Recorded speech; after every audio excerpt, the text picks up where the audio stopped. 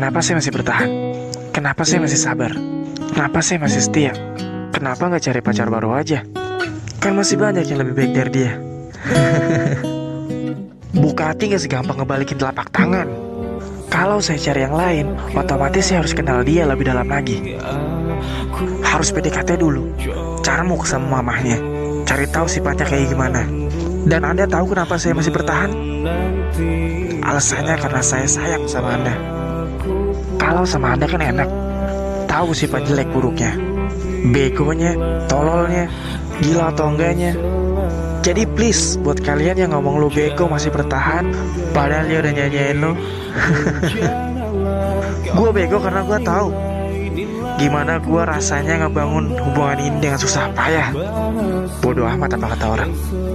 Yang penting, jangan lupa senyum hari ini.